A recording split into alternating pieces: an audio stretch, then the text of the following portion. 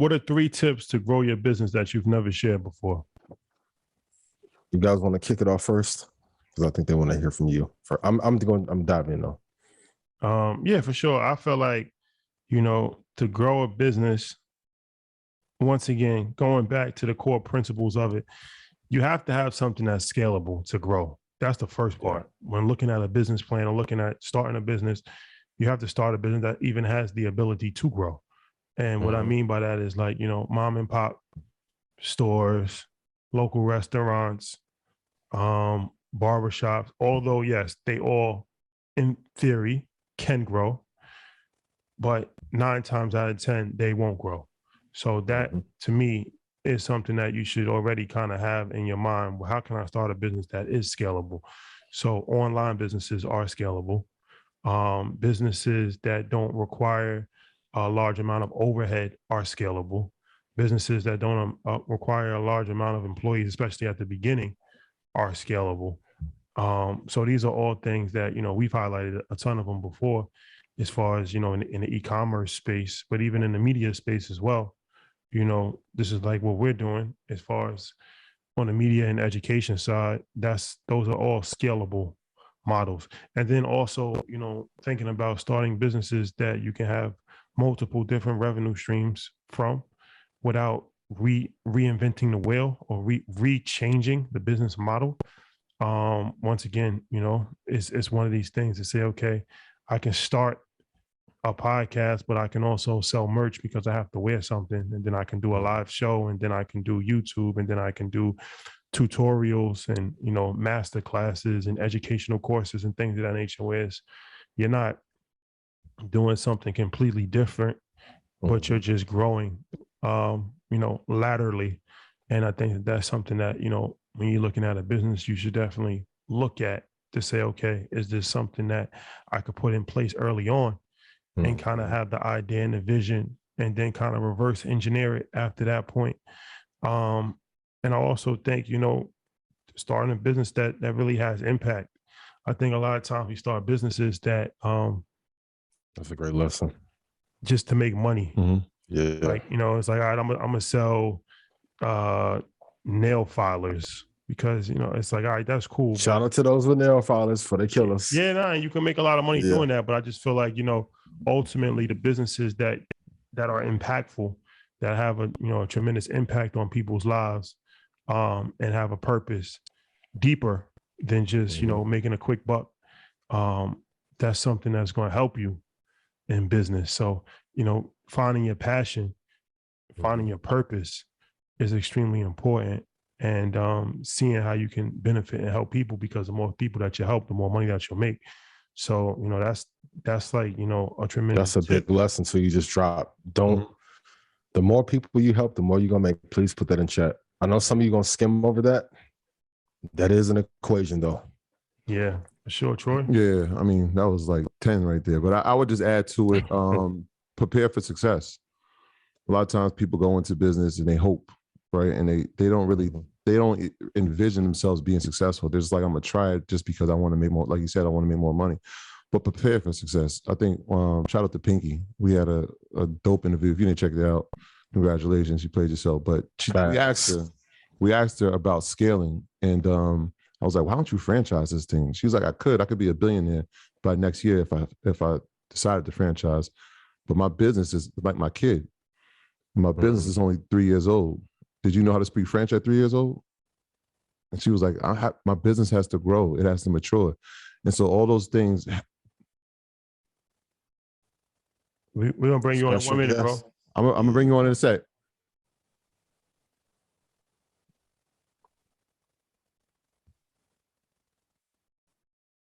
She was like, my business has to grow. And so it has to mature the same way a kid has to. Like, you're not going to be running the 100-meter at 3 years old, right? You're not doing that. And so you got to treat your businesses like that. And that's how you prepare for success. She knows that is there. She's just making sure that she makes the proper steps and has everything in line and systems in place and people in place so that when the success is ready to be fully executed on, she'll be ready as well. So prepare for success. For me, Similar to what you guys said. Number one, know what the vision is. So for me, my goal is to be able to help 6 billion people on the planet learn about investing and make where to get in and where to get out easy for them. Number two, know when it's your season to retreat.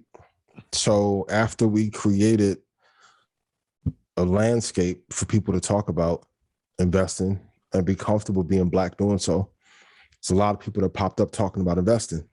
That was my time to retreat. Now that the economy has shifted and people didn't know their prices as well as I did, now it's my time to go into the attack.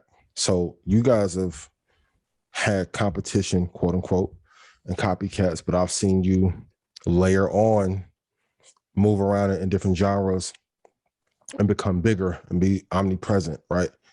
So for me, it's just knowing when to pour on more. So for me in a recession, it's my time to help more people. Because guess what? When everyone's making money, no one wants to hear, be disciplined. Wait for Bitcoin to go to 20K, Apple to go to $94, right? But then when everything falls apart, it's like, damn, it's really just y'all in trap helping out. Come to Invest Fest and we'll give you some game about how to make money even in the down market.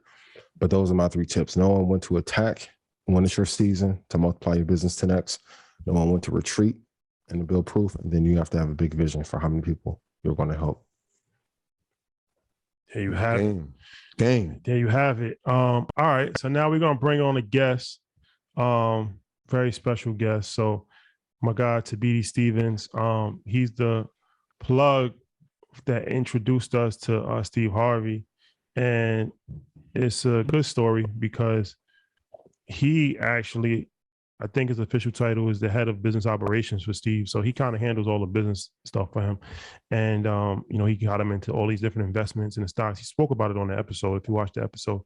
And he spoke about it when he was on Market Mondays last week as well.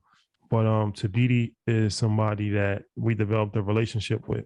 And not only is he very intelligent and, a whiz kid when it comes to investing, but just in business in general, like I said, he kind of handles all of the business operations. So when you talk about the team and like when Steve says like, I'm not the most technical person, but I have technical people on my team, like this is one of the people that he's actually referring to.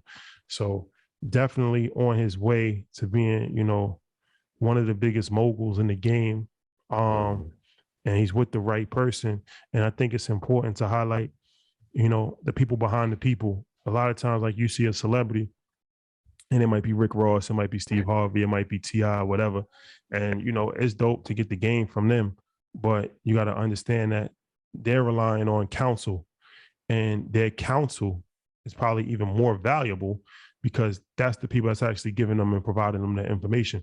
So it's very rare that you get to speak to the counsel. It's very rare that you even get to speak to the celebrity, but you get to speak to celebrity a lot of times, but you don't really get to speak to the counsel, to the people that's actually advising these people and actually telling them like why this is a good move, why this is a bad move, and brokering deals, brokering the relationships. So this is one of these, inside conversations that you guys can be a part of. So without further ado, we'll bring on my guy.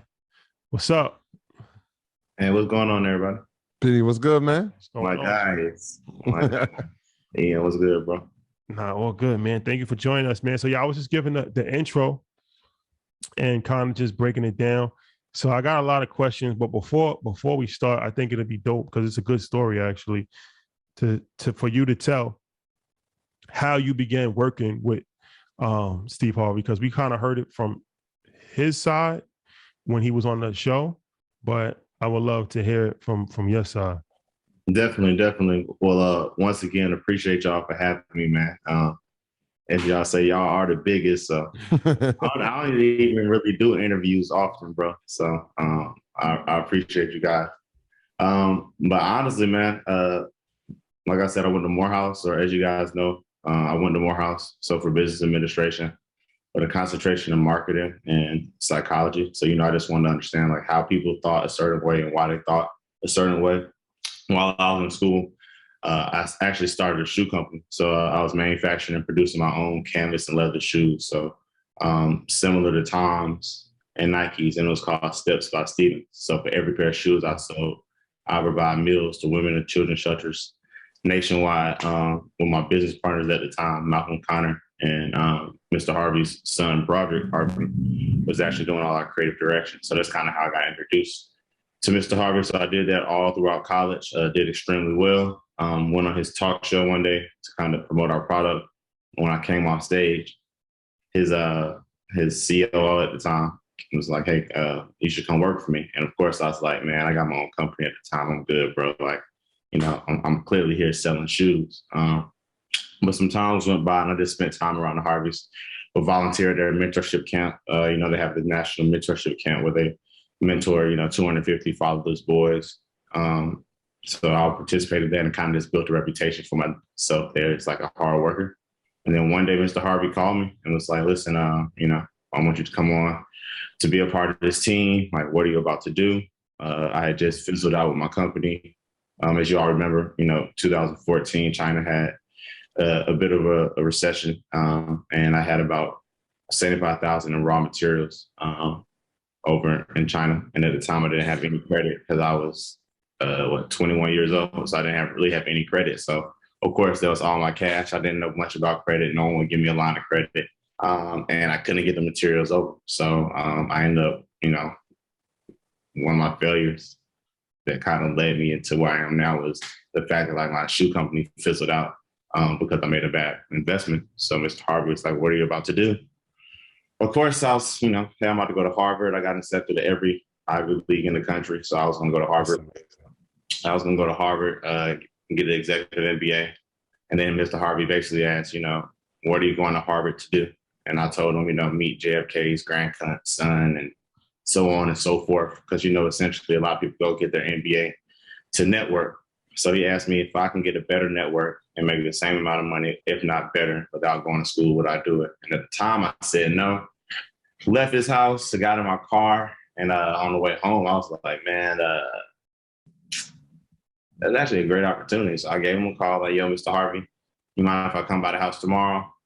And from there, it was a wrap. So I just started doing research and development. And at the time, myself, Roger Harvey, and this guy, Cesar Davis, had worked on a deal that at the time, what I didn't know was, they said structurally it was one of the best deals that it came through the company at the time.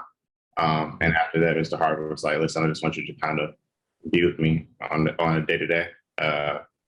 And from there, it was a wrap, just kind of gaining more and more responsibility as I saw people not, taking opportunities that were clearly in front of them.